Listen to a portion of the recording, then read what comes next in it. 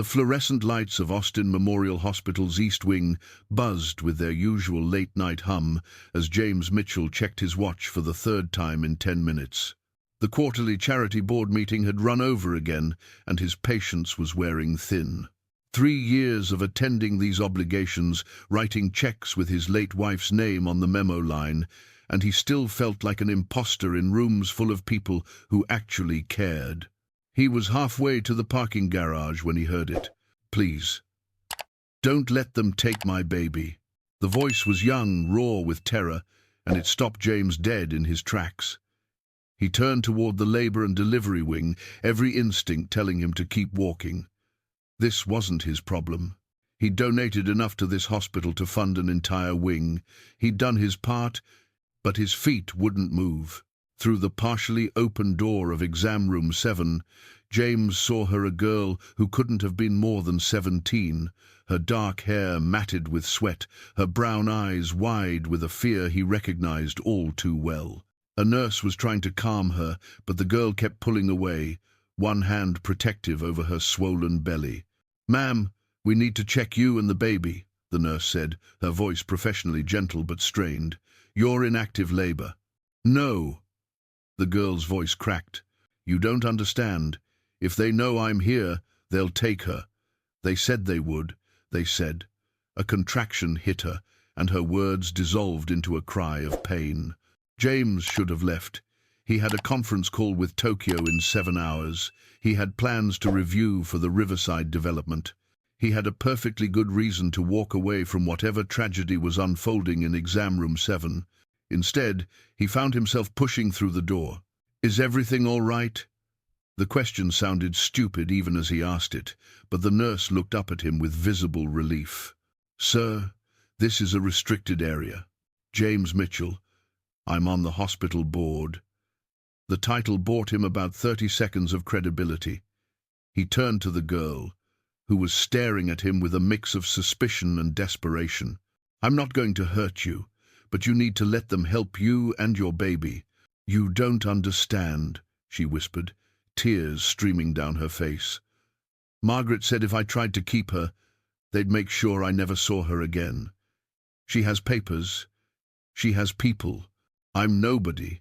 The name Margaret meant nothing to James, but the desperation in this girl's eyes meant everything.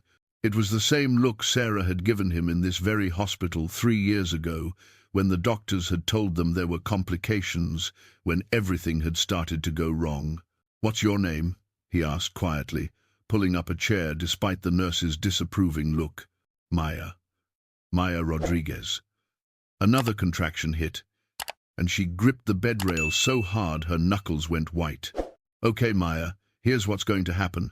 You're going to let these doctors deliver your baby safely, and I'm going to make sure nobody takes her from you. Do you understand?" "You can't promise that." But hope flickered in her eyes anyway. "I'm a millionaire with very expensive lawyers and a tendency to be stubborn when I'm angry.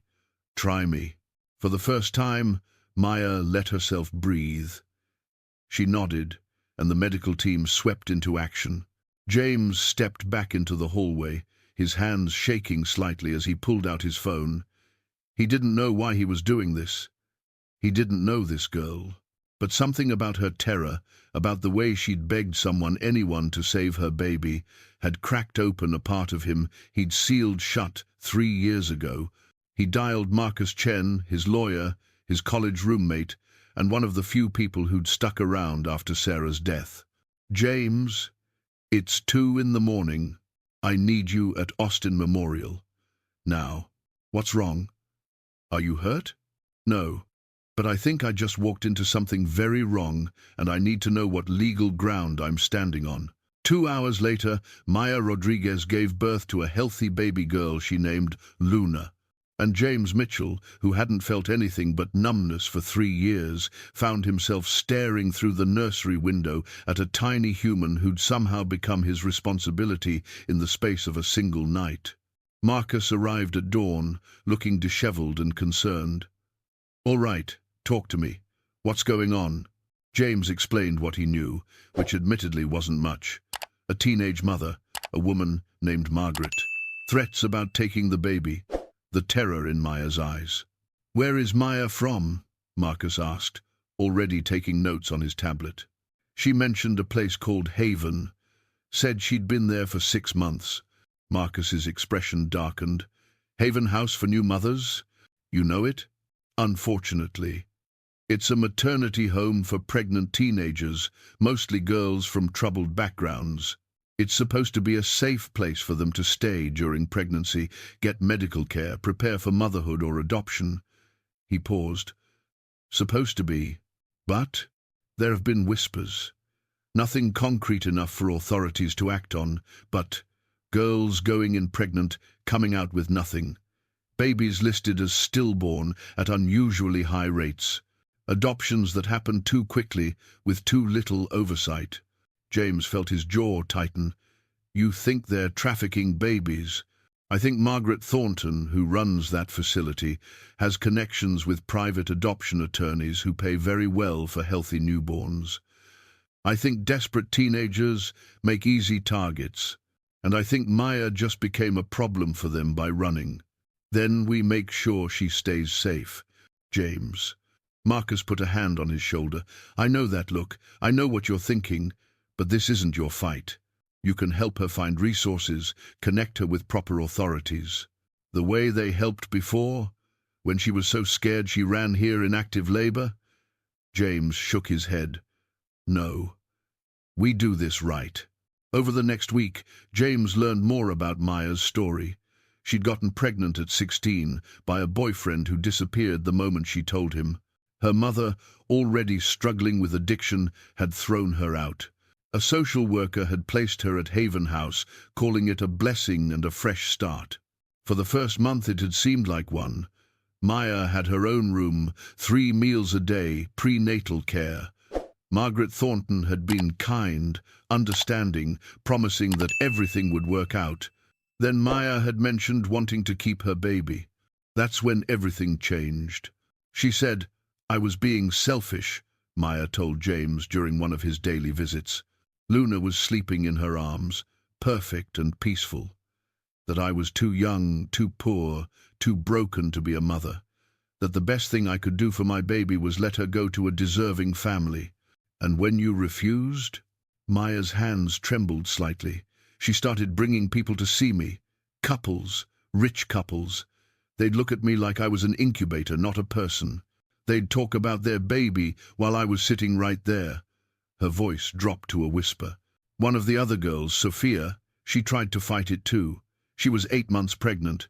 The next day, Margaret said she'd gone into early labor and the baby didn't make it. But I saw Sophia before they took her away. She was screaming that her baby was alive, that she'd heard her cry. Where is Sophia now? Gone."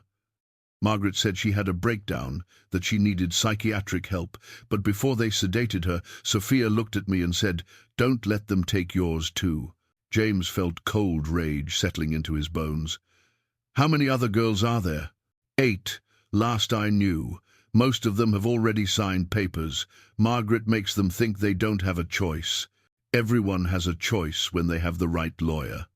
James stood. "I need to make some calls." Marcus was skeptical when James outlined his plan, but he was also thorough. He started pulling strings, making inquiries, requesting records. What he found was damning if you knew where to look.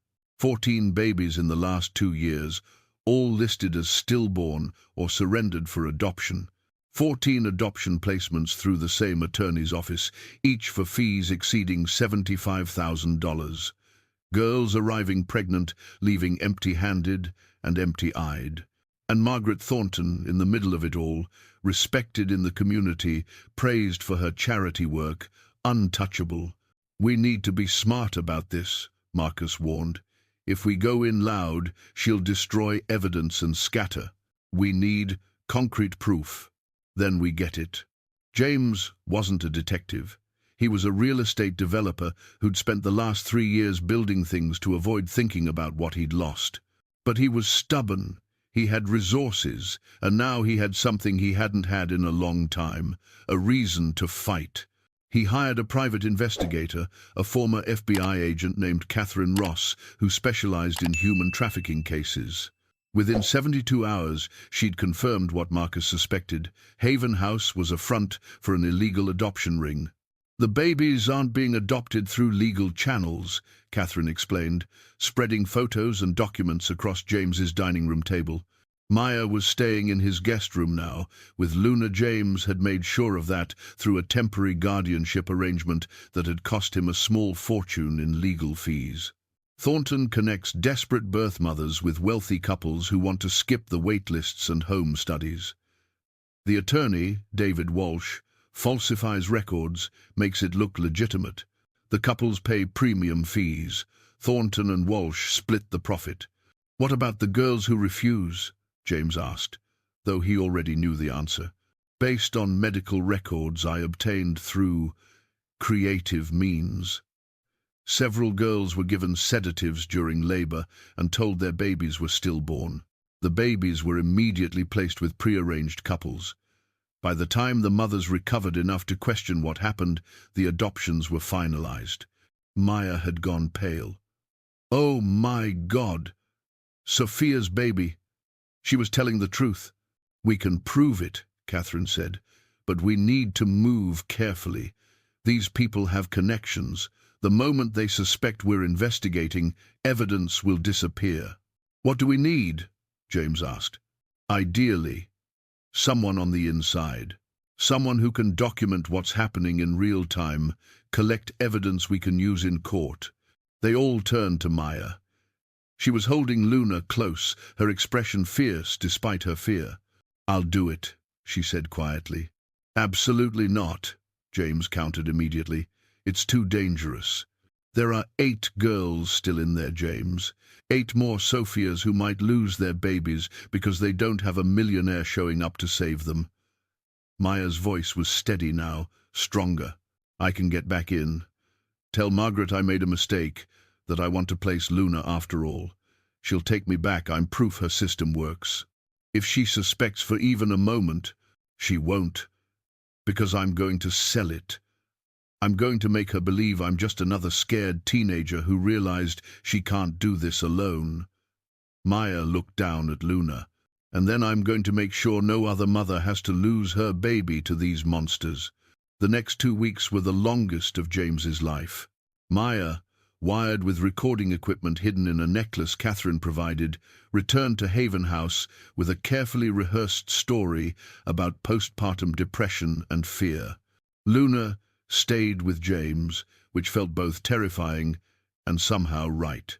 He'd never spent much time around babies. He and Sarah had been planning to start trying when she got pregnant unexpectedly. They'd been terrified and thrilled in equal measure. And then he pushed the memory away and focused on Luna, who seemed to do nothing but sleep, eat, and occasionally produce odors that James didn't think should be possible from someone so small. His housekeeper, Rosa, found the situation both amusing and touching. "Mr. Mitchell, you're holding her like she might explode," she observed, watching him give Luna a bottle. "She might," James said seriously. "Have you seen what comes out of these things?" Rosa laughed, but her expression softened. "It's good to see you caring about something again. Miss Sarah would be happy." James didn't know how to respond to that. So he focused on Luna, who had grabbed his finger with her tiny hand and was refusing to let go. Something in his chest, something that had been locked tight for 3 years, shifted slightly. Meanwhile, Maya was gathering evidence. The recordings she sent to Catherine were damning. Margaret pressuring girls to sign papers, Margaret meeting with attorney Walsh to coordinate placements, Margaret threatening girls who asked too many questions. And then Maya found the files. Locked in Margaret's office, she discovered records of all 14 failed pregnancies from the past 2 years, along with the real adoption records, showing healthy babies placed with couples who'd paid between $75,000 and $100,000 each. She photographed everything, her hands shaking, knowing that if Margaret caught her, she'd disappear like Sophia.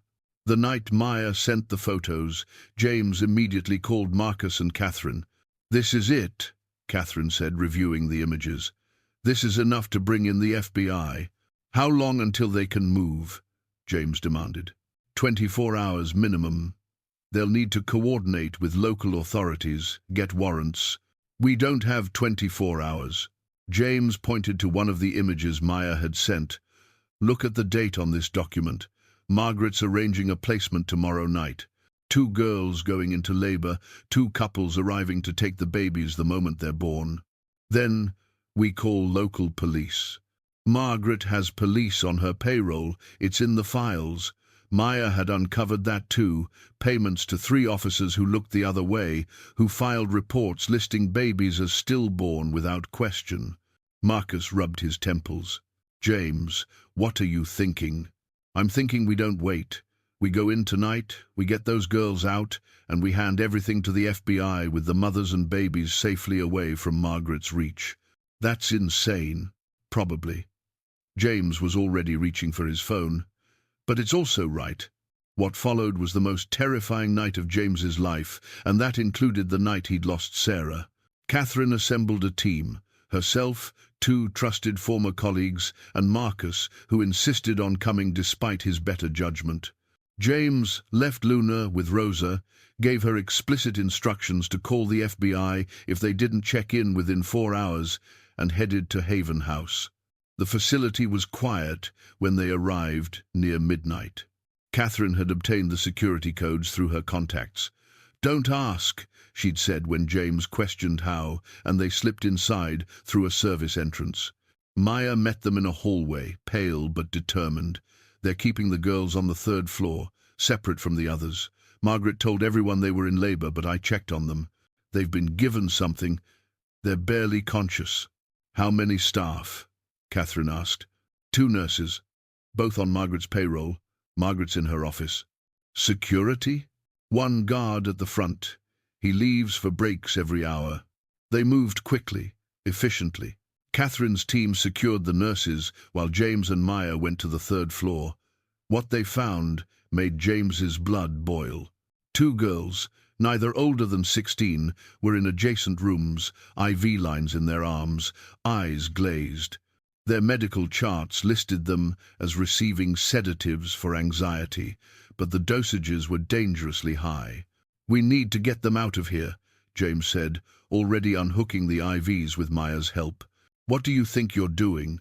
Margaret Thornton stood in the doorway, and for the first time James saw past her respectable facade to the predator underneath. "Stopping you," he said simply. "You have no authority here. This is private property.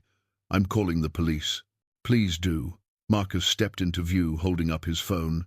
"I'd love for them to hear the recordings we have of you selling babies, or maybe you'd prefer the FBI. They're on their way." Margaret's composure cracked. "You don't understand. Those girls, they can't care for these babies. I'm giving children to families who can provide for them." "You're trafficking human beings for profit," James said flatly, "and it ends tonight." The next hours were chaos.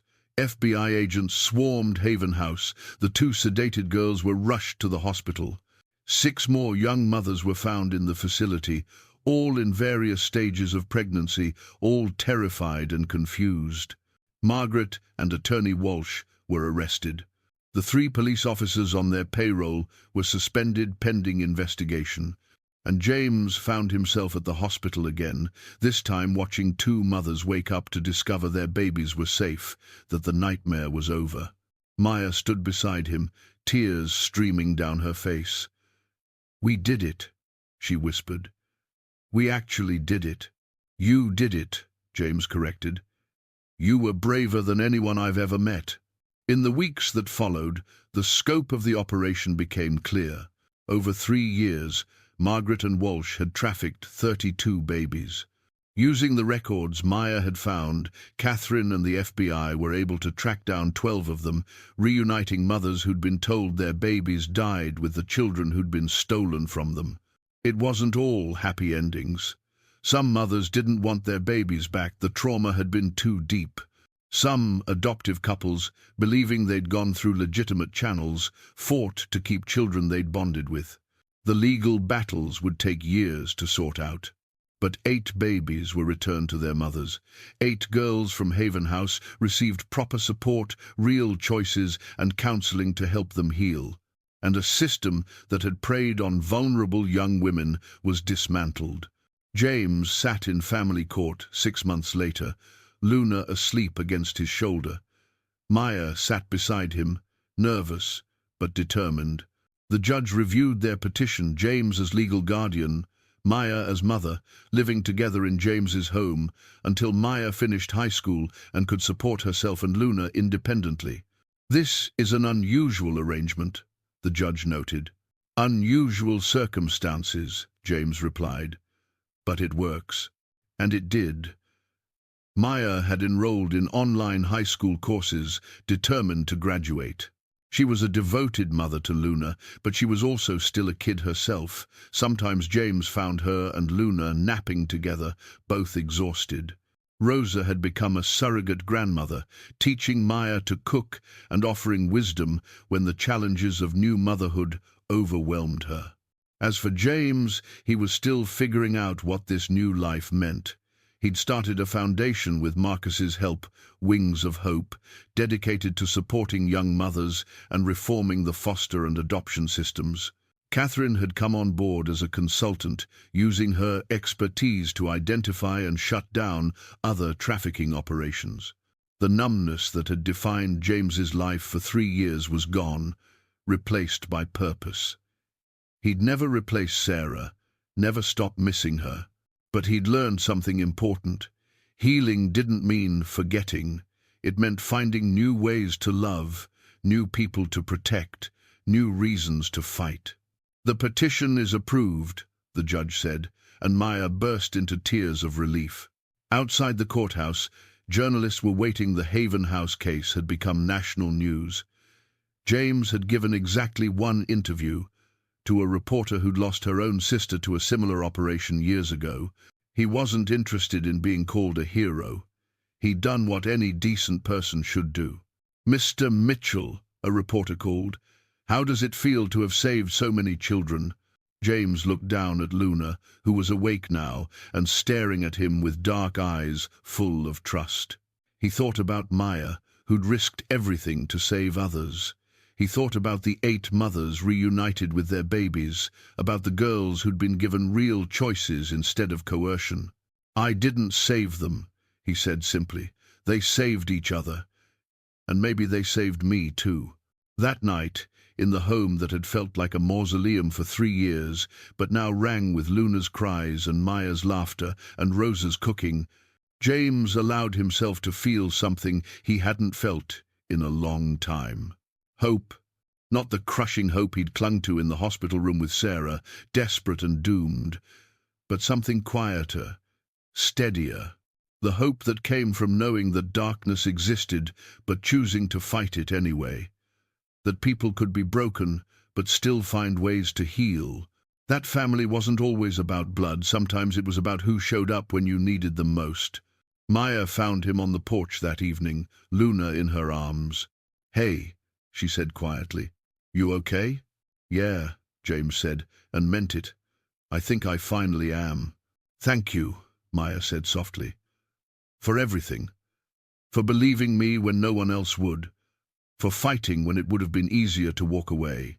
"Thank you," James countered, "for reminding me why it's worth fighting at all."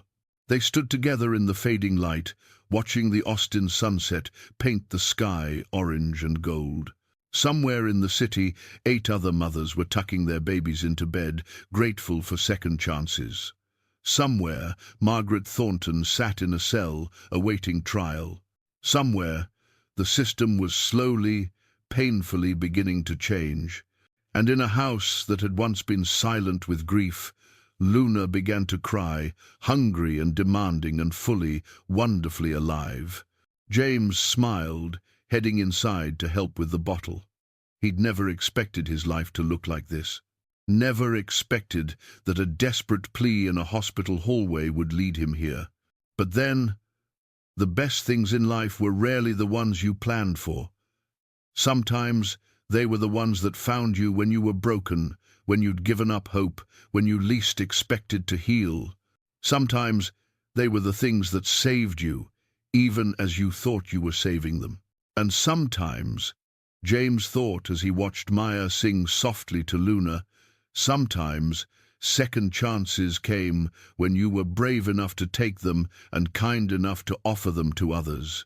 The foundation grew. Within a year, Wings of Hope had helped establish 3 safe maternity homes with proper oversight, funded legal aid for dozens of mothers fighting for their children, and assisted in the identification and prosecution of 2 more trafficking rings. Marcus became a passionate advocate for adoption reform. Catherine trained law enforcement nationwide on recognizing trafficking patterns. Rosa unofficially adopted half a dozen more young mothers who needed a grandmother's wisdom.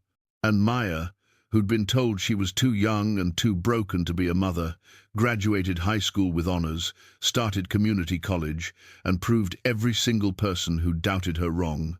5 years after that night in the hospital, James stood in the same courthouse where he'd been granted guardianship. This time, Maya stood before a different judge, her college diploma framed on her apartment wall, a stable job at Wings of Hope, and Luna, now a bright, fierce 5-year-old, holding her hand. The judge smiled. Maya Rodriguez, having reviewed your petition and spoken with all parties involved, I'm pleased to grant you full legal custody of Luna Rodriguez. Congratulations. Maya had fought to reach this moment, the moment when no one could question her right to be Luna's mother, when she'd proved herself capable and strong and exactly who her daughter needed. James hugged her afterwards, proud in a way he suspected fathers felt watching their daughters succeed. "We did it," Maya whispered. "You did it," James corrected. "Same as he had 5 years ago. I just showed up." "You always show up," Maya said. "That's what matters." That night, they celebrated at James's house their tradition, every milestone. Rosa made tamales. Marcus brought champagne, sparkling cider for Maya and Luna. Catherine told increasingly improbable stories about her FBI days. And James, watching his impossible family laugh around his dining room table, felt Sarah's presence in a way he hadn't in years. Not as grief, not as loss, but as love, continuing in new forms. He'd learned that healing wasn't linear. Some days he still missed Sarah so much it hurt. Some nights he still woke up reaching for her. But he'd also learned that love didn't die, it transformed, finding new vessels, new expressions, new ways to matter. Luna climbed into his lap, chocolate cake smeared on her face. "Uncle James, Maya says you saved her. Is that true?" James looked at Maya, who was laughing at something Marcus said, so different from the terrified girl he'd met in that hospital room. He thought about the 32 babies who'd been trafficked, the 12 who'd been recovered, the 8 who'd been returned to their mothers. He thought about the hundreds more who'd been helped by Wings of Hope, the countless lives touched by one decision to not walk away.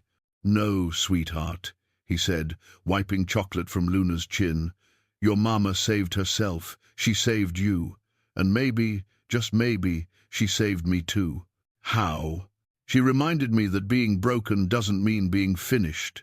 It just means you get to decide what you become when you heal." Luna considered this with the seriousness of a 5-year-old philosopher. "I think that's good." "Yeah," James agreed, pulling her close. "I think it is too." Outside, the Austin stars were beginning to appear, and somewhere in the city, a foundation built on hope was helping another mother fight for her child, another family find their way through darkness, another broken person discover they were stronger than they knew.